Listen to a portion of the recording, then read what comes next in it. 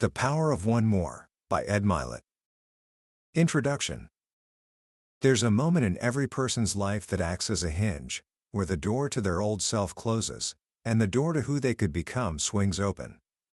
For one man, that moment came not with a thunderclap, but with a quiet, heartbreaking ultimatum from his wife. He was a good man, a hard-working man, a hero to his son. But he was also an alcoholic. And for years, his family had lived in the shadow of his disease, walking on eggshells, never knowing which version of him would walk through the door at night. They had seen him try to quit before. They had heard the promises. But this time was different. His wife looked at him, her voice steady with a pain that had finally turned to steel, and said, "Either you get sober, or you lose your family. You will not get another chance." Faced with this, the man turned to his young son, his hero, and with tears in his eyes, the first his son had ever seen him cry, he confessed, "I have one more chance, Eddie. One more." That boy was Ed Mylett, and that moment with his father became the bedrock of a philosophy that would go on to transform millions of lives. It's the core secret inside the book we're exploring today, The Power of One More. This isn't just another self-help book. It's a field guide to unlocking the person you were born to be. Ed Mylett himself is a fascinating story. He was a three-time All-American baseball player, destined for the major leagues, until an injury shattered his dream. But instead of letting that define him, he found a new path, first as a counselor for troubled youth, and later as a titan of industry, building a business empire. He learned that the principles of success aren't complicated, but they do require a specific, powerful shift in thinking. And that's my promise to you today. By the end of our time together, you'll understand this shift. You'll learn how to stop living a life set to a comfortable 75 degrees and turn up the thermostat to 100. You'll discover why you might be just one more try away from breaking open the piñata of your life, and how to get 3 days' worth of work done in a single 24-hour period. This is the ultimate guide to happiness and success, and it all starts with that simple, life-altering idea, the incredible, world-changing power of doing just one more. Book summary. So, where do we begin? If you want to change your life, where's the first domino you need to push? Most people think it's about changing their habits, or their friends, or their job. But Ed Mylett argues that all of those are symptoms, not the cause. The real starting point, the foundation of everything, is your identity. He asks a powerful question: are you willing to sacrifice who you are for who you could become? You see, each of us has an internal thermostat for success. It was set in our childhood, based on what others told us, what we experienced, and what we came to believe about ourselves. Maybe your thermostat for fitness is set to a little overweight. Maybe your thermostat for income is set to $50,000 a year. Or maybe your thermostat for happiness is set to just getting by. Now, here's the fascinating part. If your life starts getting too good, if you lose 20 pounds and suddenly feel amazing, or you get a promotion and your income jumps, your internal thermostat kicks in. It senses things are getting too hot, and it will unconsciously turn on the air conditioning of your life. You'll start skipping workouts. You'll make a bad financial decision. You'll find a way to self-sabotage and cool your life right back down to the 75-degree temperature you believe you deserve. Your life results will never permanently exceed the settings of your own identity. So the first, most fundamental step in this journey is to create one more identity. It's about consciously deciding to turn up that thermostat. How? Mylett gives us what he calls the trilogy of changing your identity. First, is faith. This isn't just about religion, though it can be. It's about having faith that you were made for more. As Mylett, a man of deep Christian faith, explains it, God did not create him in his image to live a 75-degree life. He believes he was designed for 100 degrees. Whatever your spiritual beliefs, this is about connecting to the idea that you were not born to be average. You were born to do something great. Second, is intentions. So many of us beat ourselves up for where we are. We focus on our past failures. Mylett says to flip the script. Instead of dwelling on what went wrong, declare your intentions. I intend to build a thriving business. I intend to be a loving and present partner. I intend to get in the best shape of my life. Your brain works on what it's told. When you feed it positive intentions, it starts looking for ways to make them a reality. And third is associations. You cannot stay a 75-degree person if you surround yourself with 100-degree people. Proximity is power. The traits, beliefs, and standards of the people you spend the most time with will seep into you. Audition your inner circle. Ask yourself, do the people closest to you have things in their life, their success, their peace, their fitness, that you desperately want in your own? If not, you may need to expand your circle. Changing your identity is the starting point. It's like upgrading the operating system of your mind. But once you have this new identity, how do you start to see the opportunities that were invisible to you before? This leads us to one of the most practical and mind-bending ideas in the book, living in your matrix. You know how in the movie The Matrix, Neo learns to see the world not as solid objects, but as lines of code he can manipulate? Mylett says we all have a version of this, and it's called the reticular activating system, or RAS. Think of your RAS as the gatekeeper to your mind. It's a filter that decides what information gets your attention. Have you ever decided you want to buy a specific car, say, a blue van? And then suddenly, you start seeing blue vans everywhere? On the highway, in parking lots, on your street.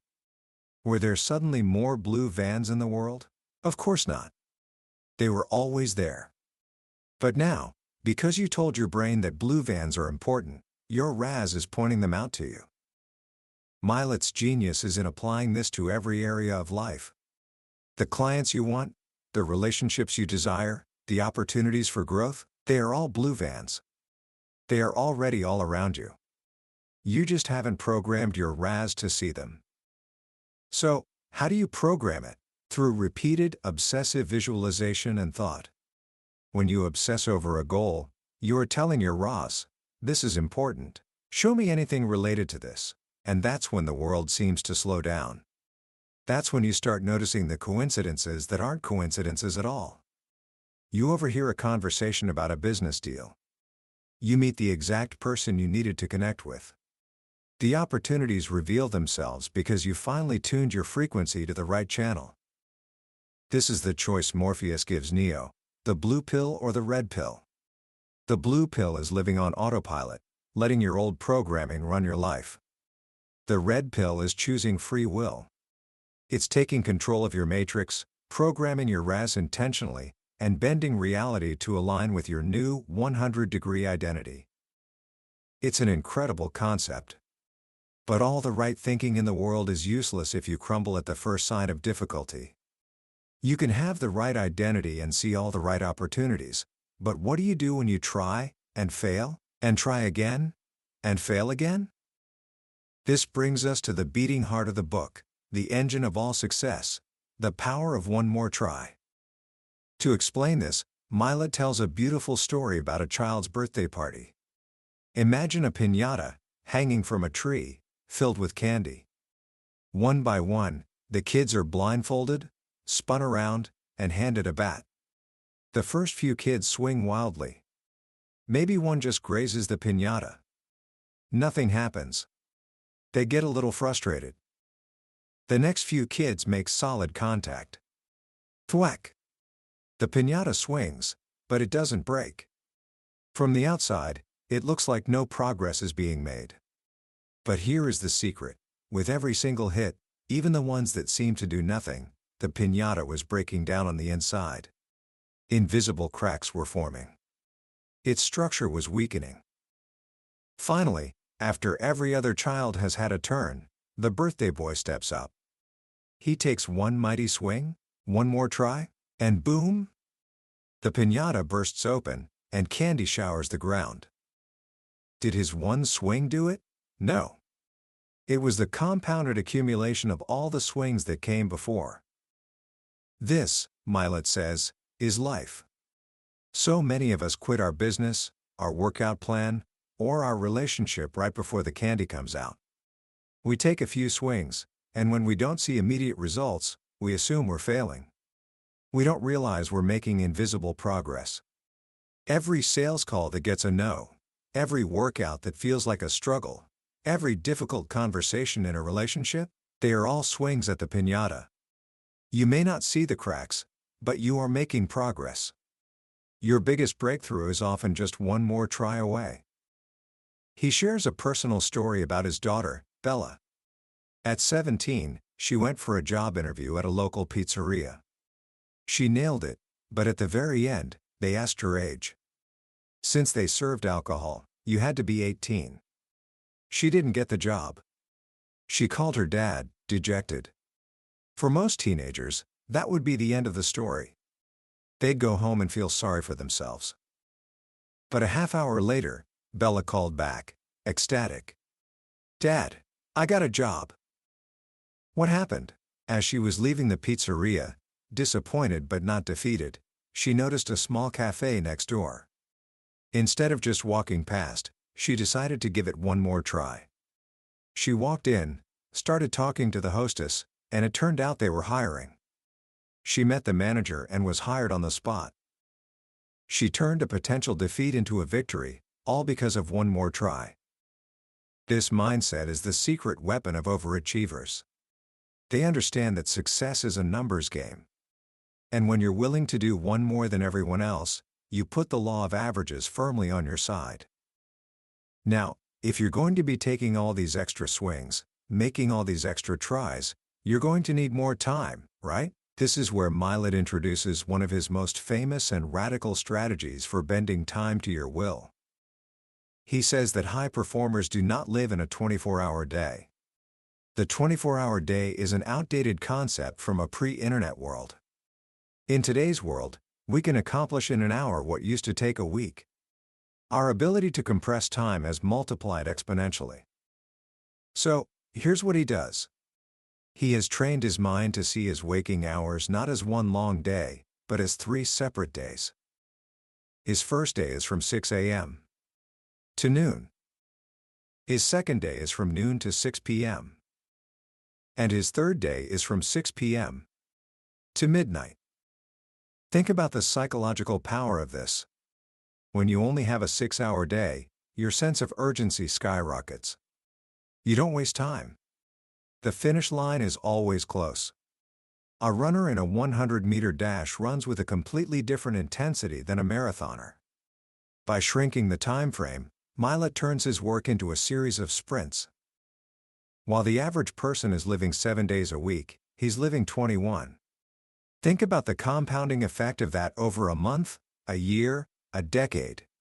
You are literally getting 3 times the life as everyone else. It's not about working yourself to the bone. It's about squeezing the wasted air out of your day and approaching your time with an intense, focused urgency. This level of performance, this drive, it has to be fueled by something deep within you. It's not just about what you do, but how you feel. This brings us to the critical topic of your emotions. Mylett introduces a powerful concept, your emotional home. He says that each of us, every single day, experiences the same 5 or 6 emotions. It doesn't matter if we win the lottery or get a flat tire, our mind is conditioned to find a way back to its familiar emotional state. It's our home.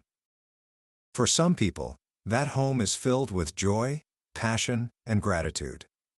For others, unfortunately, that home is filled with worry, frustration, insecurity, and fear. They don't want to feel that way, but it's what's familiar. Their brain is wired to seek out those emotions. The key to a blissful life, he argues, is not to get more things, but to consciously change your emotional home. You have to become an emotional declutterer. First, you have to ask yourself, what are the 5 or 6 emotions I most want to experience every day? Maybe it's love, excitement, peace, confidence, and bliss. Once you decide, you must become intentional about finding them. You activate your reticular activating system, your matrix, to look for them. If you decide you want to feel grateful, your brain will start finding things to be grateful for. If you decide you want to feel confident, your brain will look for evidence to support that feeling. So many people have it backward.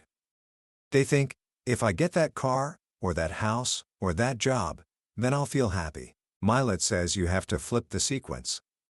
You must decide to feel happy, confident, and abundant first, and then your brain will go to work finding the circumstances, people, and opportunities that match that emotional state. You don't get the house and then feel blissful. You choose to live in bliss, and that emotional state attracts the energy that gets you the house. Of course, you can't do this alone. The people you bring into your life, your associations, play a huge role in your emotional state and your overall success. Mylett asks us to visualize our relationships as a bullseye target. At the very center is you. The ring closest to you is your inner circle, your spouse, your closest friends, your most trusted mentors. The next ring out is your outer circle of friends, then acquaintances, and finally, strangers on the outermost ring. He says the most important thing you can do is to be a vigilant gatekeeper of that inner circle. He gives a stark but effective way to audit these relationships. Look at the 2 or 3 people you've spent the most time with in the last 90 days. Ask yourself 2 questions. 1. Do these people have 2 or 3 things in their life, their mindset, their fitness, their success that you desperately want in yours? 2. Do they have things in their life, laziness, negativity, brokenness that you desperately don't want? If they don't have things you admire and aspire to, they might be wonderful people, but they may not be serving your growth. And if they have traits you actively want to avoid, their proximity is dangerous, because those traits will influence you whether you like it or not. You will never outperform your inner circle. So you must be intentional about cultivating relationships that pull you up, that challenge you, that make your thermostat rise just by being around them. So, we've rebuilt our identity. We're programming our matrix. We're taking one more try. We're mastering our time and our emotions. We're curating our inner circle. What is all of this in service of? It's about getting to a place where you can finally do the one thing that truly happy people do. They operate out of their dreams and imagination, not their history and memories. Think about a child. Children are the happiest people on earth. Why? Because they have no past to weigh them down. Their minds are filled with fantasy, creativity, and what's possible. They are the blissful products of their unfettered imaginations.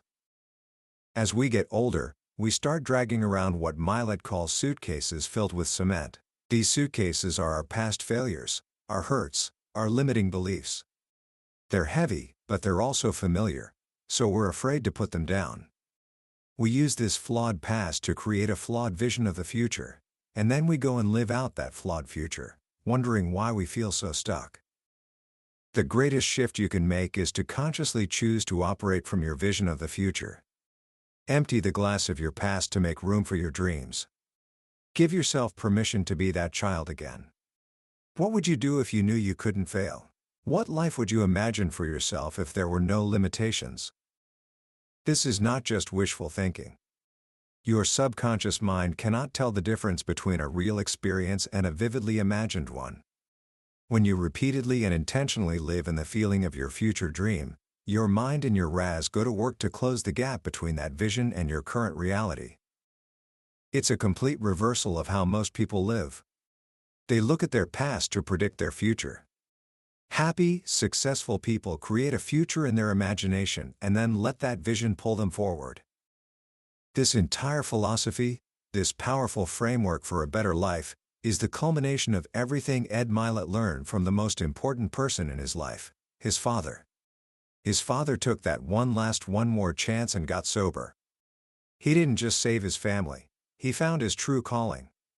He devoted the rest of his life to helping other alcoholics, living by the mantra of staying sober just one more day. He taught his son that you don't have to conquer the rest of your life all at once. You just have to win today. You just have to take one more step, make one more call, hold on for one more day. And if you stack enough of those one more days on top of each other, you build a magnificent life. That is the power of one more. It's not a single, grand action. It is the relentless, compounded effect of doing the little things, over and over, with a vision in your heart and the courage to take just one more step. Commentary. As we step back and look at the entirety of the power of one more, what is the single thread that ties all of these powerful ideas together? For me, it comes down to a profound and deeply encouraging truth: you are so much closer than you think. In a world that celebrates overnight success and viral moments, Ed Mylett's message is a grounding and empowering counter-narrative. It tells us that greatness isn't born in a single heroic leap. It's forged in the quiet, unglamorous, and often invisible moments of choosing to do just a little bit more. It's the decision to do one more rep at the gym when your muscles are screaming. To make one more sales call when you're tired of hearing no. To have one more difficult but loving conversation to save a relationship. This book redefines what it means to be successful. It's not about being the most talented or the luckiest. It's about being the most willing. Willing to try again, willing to be inconvenienced, and willing to believe in a future that you can't yet see. The piñata analogy is perhaps the most powerful metaphor in the entire book because it speaks to a universal human experience, the feeling of working hard with nothing to show for it. It gives us a new lens through which to see our struggles, not as failures, but as invisible progress. That idea alone can provide the fuel to keep going when most people would quit. What also makes this book so resonant is its humanity. It's rooted in the author's own life, particularly in the story of his father's redemption.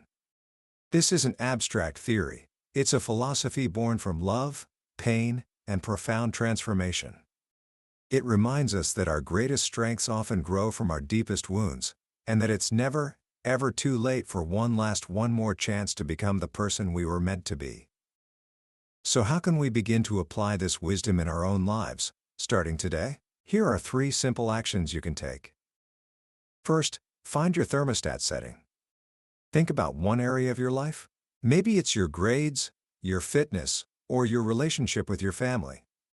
Be brutally honest with yourself. What is the temperature you always seem to return to? Just identifying it is the first step. Write it down.